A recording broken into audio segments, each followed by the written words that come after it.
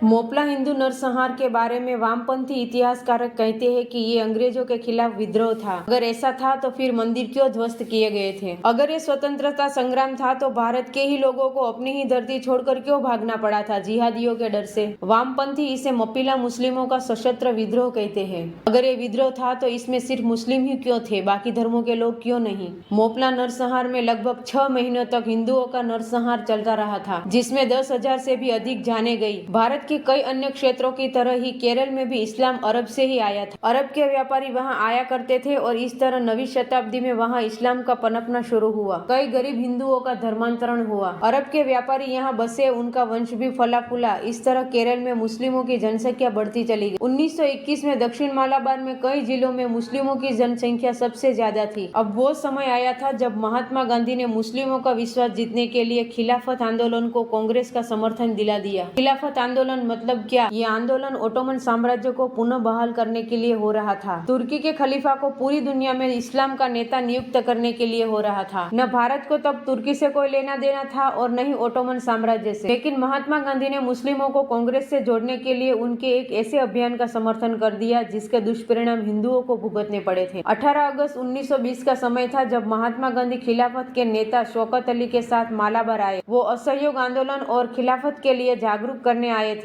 यहाँ भी महात्मा गांधी ने हिंदुओं को ज्ञान दिया। कालीकट में 20,000 की भीड़ के सामने बोलते हुए उन्होंने कहा था कि अगर खिलाफत के मामले में न्याय के लिए भारत के मुस्लिम असहयोग आंदोलन का समर्थन करेंगे तो हिंदुओं का भी फर्ज बनता है कि वो अपने मुस्लिम भाइयों के साथ सहयोग करें। जून 1920 में महात्मा गांधी के कहने पर ही मालाबार में खिलाफत कमेटी बनी। इसके बाद वो काफी सक्रिय हो गई। महात्मा गांधी भी इस बुलावे में जीते रहे हैं कि मुस्लिम ने असहयोग आंदोलन का समर्थन कर दिया है, लेकिन इससे ये जरूर हुआ कि खिलाफत की आग में मोपला मुस्लिमों ने हिंदुओं का बहिष्कार शुरू कर दिया। हिंदुओं को निशाना बनाया गया, उनकी घर संपत्ति और खेतों को तबाह कर दिया। डॉक्टर आम्बेडकर लिखते हैं कि अंग्रेजों के खिलाफ को तो जायज ठहराया जा सकता है, लेकिन मोपला मुस्लिमों ने मालाबार हिंदुओं के साथ जो किया वो विस्मित कर देने वाला है। नरसंहार, जबरन धर्मांतरण, मंदिर को ध्वस्त करना, महिलाओं के साथ अपराध, गर्भवती महिलाओं के पेट फाड़े जाने की घटना, ये सब हुआ। हिंदुओं के साथ सारी क्रूर और असंयमित बर्बरता हुई। मोपला ने हिंदुओं के साथ ये सब खुलेआम किया जब तक वहां सेना न पहुंची। दीवान बहादुर सिंह गोपालन अय्यर को मोपला नरसंहार के मामले में प्राइमरी सोर्स माना जा सकता है, क्योंकि वो अंग्रेजी काल में वहां के डिप्टी कलेक्टर थे। उन्होंने भी लिखा है कि गर्भवती महिला के शरीर को टुकड़ों में काटकर सड़क पर फेंक दिया गया था। मंदिरों में गौमांस फेंक दिए गए थे। कई अमीर हिंदू भी भीख मांगने को मजबूर हो गए। जिन हिंदू परिवारों ने अपनी बहन बेटियों को पाल पोस कर बड़ा किया था, उनके सामने ही उनका जबरन धर्मांतरण कर मुस्लिमों से निकाह करा दिया गया। बाबा साहेब आम्बेडकर ने इसे हिंदू मुस्लिम दंगा मानने से इनकार कर दिया था और कहा था कि हिंदुओं की मौत का कोई आंकड़ा नहीं है, लेकिन ये संख्या बहुत बड़ी है। आप इतिहास में जहाँ भी मोपला के बारे में पढ़ेंगे आपको बताया जाएगा कि ये कृषि विद्रोह था, अंग्रेजों के खिलाफ था, लेकिन इसकी आड़ में ये छिपाया जाता है कि किस तरह हजारों हिंदुओं को मौत के घाट उतार दिया गया था।